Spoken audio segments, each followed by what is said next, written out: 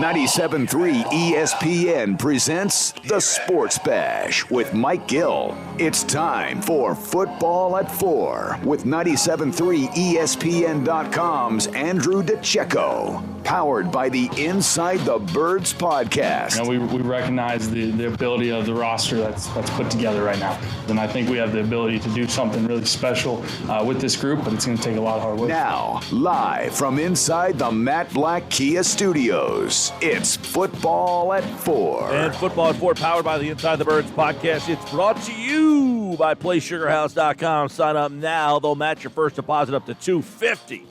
Go to PlaySugarHouse.com. Win real money with their sports book, along with casino games from the comfort of your home. Must be 21 or older. Gambling problem, call 1-800-GAMBLER. Keep your text messages coming in. Where do you stand with Carson Wentz right now? 609-403-0973. 609-403-0973. We got a lot of texts coming in with reaction. We'll read them off in just a bit. Right now, Andrew DiCecco from 97.3 ESPN.com, Inside the Birds, bring you this Football at 4 right now on 97.3 ESPN.com. Andrew has 5 observations from the loss. We'll bring him in now to get his observations. We'll start, Andrew, with the quarterback. You wrote number 1, shaky once again. So through 2 games now, who is Carson Wentz? Well, through 2 games, you're seeing the highs and lows of what he can do, more so the lows of what he can do. He's regressed in many areas of his game. Last week, the problem was not throwing the ball away, not checking the football down, taking what the defense was giving you. This week, it was more so misfiring, poor ball placement, not hitting guys in stride. Yes, he did have some drops in there, but it was all short passes. Last week was one extreme. It was going all for the home run balls. And this week was all, looked like the compressed offense of the past 2 seasons. So you're seeing a lot of inconsistent play from the quarterback. And yes, we'll get into a lot of the different variables that contributed to the loss, but there was the offensive line stepped up that they're not really, you can't really blame them this week. This one falls at the feet of the quarterback and the defense. Yeah, you look at yesterday, definitely Wentz missed guys. There were plays to be made. There's no question about it, and he just did not make them. So, I mean, someone just sent a text message, and it's kind of interesting. He looks like a shot fighter because of all the injuries. We might never know what he could have been. Is that something that you worry about, that all these injuries maybe have caught up to him? I mean, we talk about, you got knocked out last year. You had the knee injury. He broke his ribs the first year. All these injuries, have they caught up to Carson Wentz, and it's making him look like the guy we're starting to see? No, I don't think injuries are a factor here. I don't think it's so much of a mental thing as much as it is mechanical and fundamentals that he's kind of going back to his 2016 season, making the same mistakes that he was making as a rookie. Now he's making them in year 5, which is concerning. I don't necessarily think that it has to do with the hits that he's taken and the injuries and the setbacks that he's had in that area. These are more so, things that are in his control that, not setting your feet properly, misfiring to open guys, just all these different things that are kind of, basic things he should be able to pick up. He's a 5th-year veteran now. Now, whose fault is that? Because most of the time I look at the players and I go, you got to figure that out. Like Carson Wentz should understand that his mechanics are flawed. But at the same time, is there a coach in his ear saying, hey, you should be doing this and it's the wrong thing? Well, I don't like to speculate, but obviously when he had John DiCecco is a coach that's going to coach. He's known for getting the most out of his players, for coaching them and riding them hard. Carson was able to kind of feed off of DiCecco's energy. Now you have Press Taylor, who's pretty comparable in age to Carson, just a little bit older, more of a friend than maybe someone who's going to be like, hey, man, this is what I'm saying. You really got to get this. You really got to tighten up this area of your game and so on and so forth.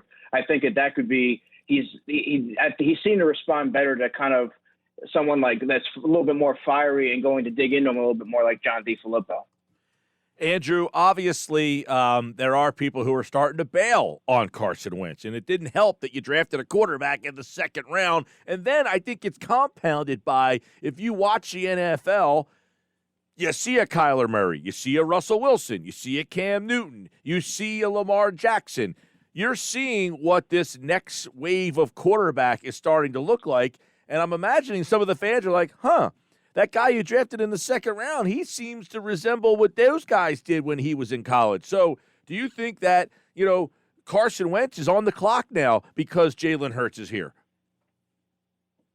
I think so. I think that's ultimately going to be the case, but I think it's a little bit too premature now to say that.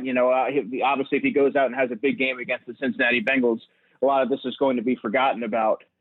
But that's also not going to be a walk in the park. I just finished watching the Thursday night game that they had against the Browns, and you're going to see a vastly different Bengals team than we've grown accustomed to seeing over the past few seasons. So they definitely can't take them lightly. But I think that, if he's able to kind of piece together some games, some positive games, and show signs of the player that he was in December of last season, and even going back even further to 2017, you'll see a lot of those fans get back on board with Carson. Yeah, I want to touch on that a little bit more. Like, yes, Lamar Jackson, Mahomes, these guys are unbelievable. And Kyler Murray, it does seem like the NFL is trending that way. But Jared Goff's not that type of player. And Sean McVay sure had some creativity with that offense. So I look at Carson Wentz and I go, if he is implemented in a system similar to what Sean McVay drew up yesterday, then he can definitely be effective as well as long as he's actually hitting his throws, which is a big part of it. Yeah, one thing about Jared Goff is he's really begun to use his mobility more advantageously and do different things outside the pocket on play actions and bootlegs. And obviously the Eagles took advantage, or the Rams rather took advantage of with misdirection of their Eagles' over aggressiveness and lack of discipline there. Yeah, I mean, there's certain things that I think if you put Carson into a certain system where he's more robotic or more so kind of programmed like a Jared Goff is, and a little bit, and the coaches are on you and they're stricter on that, and they're really monitoring everything that you're doing. I think he would probably fare better in a system like that rather than going out there freelancing, trying to play hero ball and trying to make everything happen on your own. 5 observations from Andrew DiCecco, football at 4. Improved offensive line play. That's evident. They gave up no sacks. They did lose Sayamala. He's going to be out for at least 3 weeks. He's going to be put on the injured list. Matt Pryor came in and by all accounts played pretty well. Today, Doug singled out Herbig, said that he played pretty well, getting Lane Johnson help. So the line was not the issue that it was in week number 1. And I guess, with that, it's okay. The line played a lot better, but the offense still didn't look very good.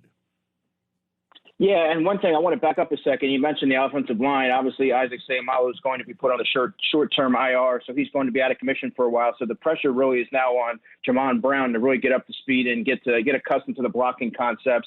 If you really look at what Doug said today about Matt Pryor, it kind of really struck me. He said Pryor came in and actually did some good things. It wasn't perfect. There were some calls that he missed, and you could see him and Kelsey kind of talking after plays. That to me kind of intimates maybe that was an underlying reason for Pryor not playing. There were certain things that he wasn't grasping, that they didn't feel comfortable throwing him out there. And I do think that after a week of Jamon Brown kind of learning the blocking concepts, you're going to see him out there. But overall, man, I would say the offensive line really came to play. Nate Herbig in particular really impressed me. The entire right side of the Eagles line was much improved with Lane Johnson out there. But I mean, they held Aaron Donald to 1 tackle, and they didn't surrender a sack to the entire defensive line. That speaks volumes about their offensive line play and what Jeff Stoutman really worked to improve last week. How much of that goes on Doug Peterson's philosophy of, hey, 3-step drops, let's get the ball out quick, so there's not a lot of time for Donald to really wax that offensive line? I certainly think that played a factor, and you also got to see a lot of short passes. They were working shorter routes and screen passes and some of those things that were mixed in that really weren't a part of the game plan last week. However, yeah, there was time for him to take some deep shots. Deshaun Jackson didn't get a target until the third quarter, which is asinine if you ask me. He's their most explosive weapon on offense. I felt that they went from one extreme to the other from week to week, and there needs to be a better balance there because, yeah, he got the ball out quicker, but the offensive line held them at bay and long enough for Carson to take some deep shots down the field. And you put an emphasis on speed throughout the entire offseason.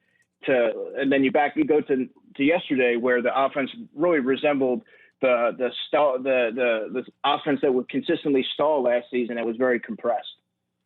Let's go to number 3 on your observations, and this one could be really broken down a lot, and it's the linebackers. We've talked about the linebackers all offseason. We knew they were a problem.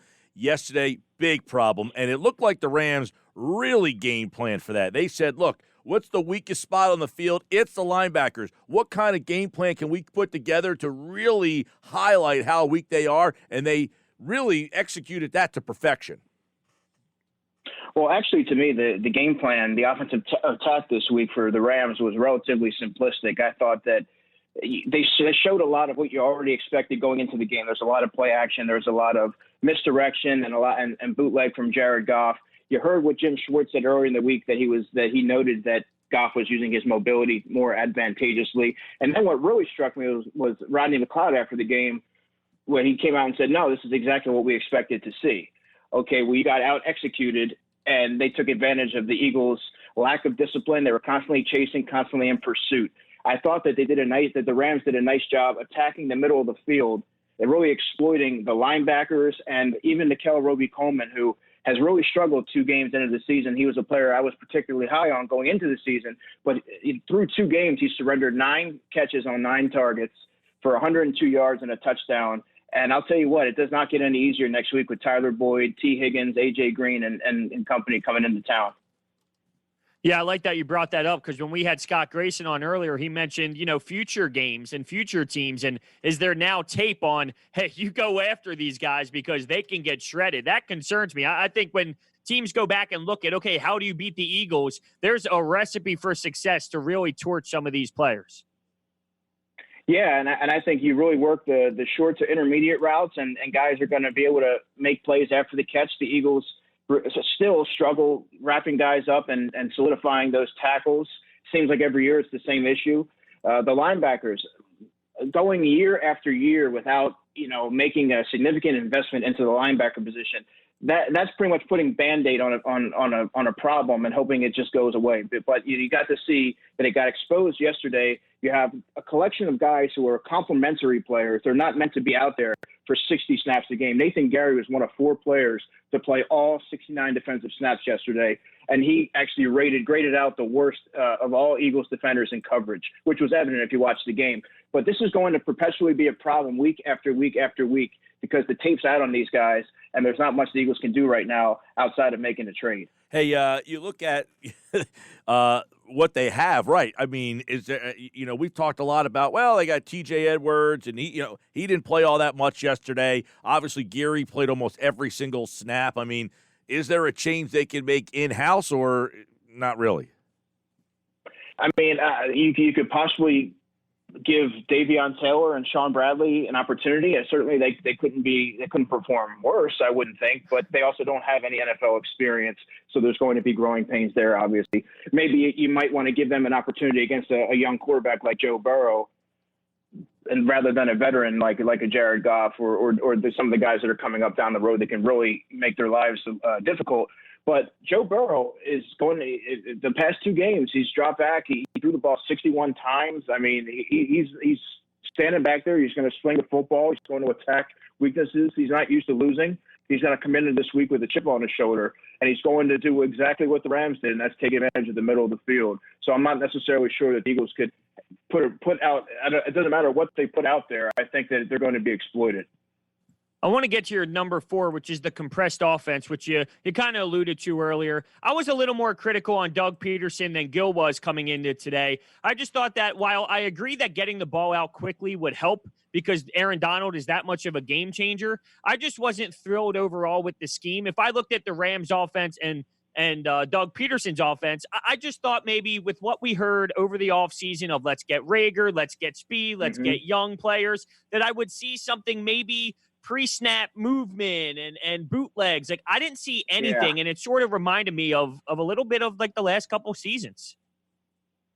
Exactly, and that's really what you and I kind of agree on there, and I touched on that in the piece that I wrote. Is you add all these guys, you invest a first-round pick in Jalen Rager. Jalen Rager had a fantastic matchup opportunity yesterday against Troy Hill that they never really got to exploit.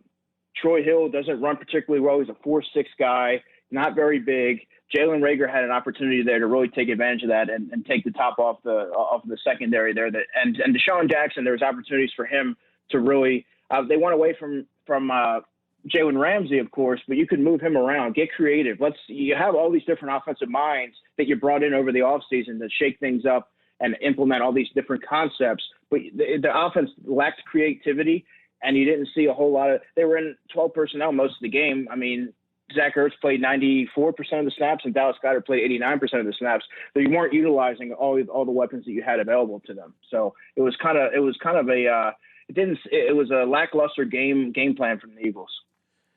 You look at some of the throws that Carson missed yesterday, and the one to J.J. Arcega-Whiteside is the one a lot of people are talking about here. I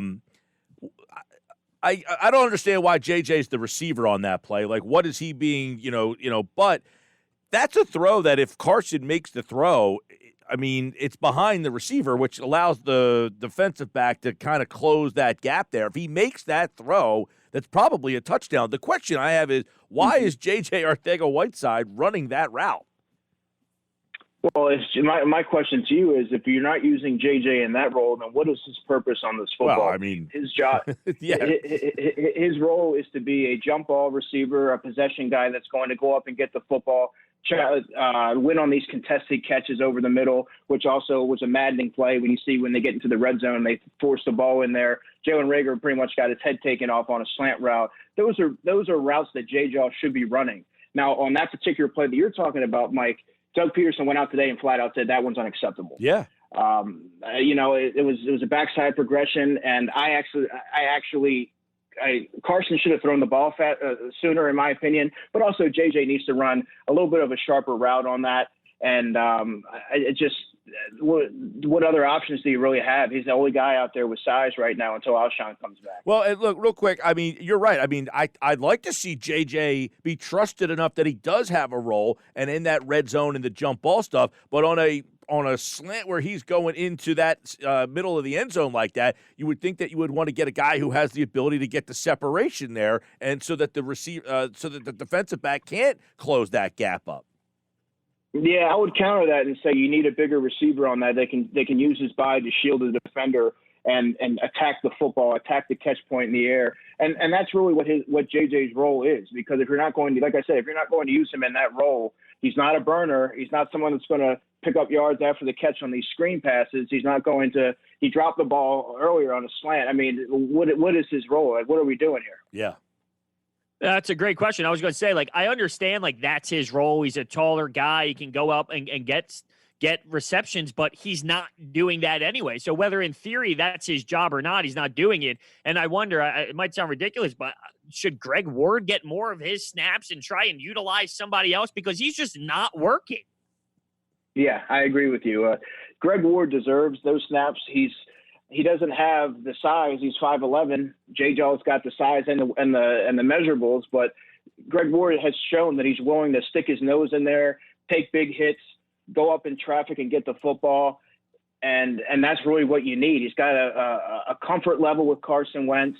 He has sure hands, and that's really what you need out of the slot position. Obviously, like you said, it's not working out with J.J. for whatever reason. For many reasons, it's not working out with J.J. And I think those snaps that you're giving to J.J., they should be given to Greg Ward, a player who's really proven that he can be an asset to an offense.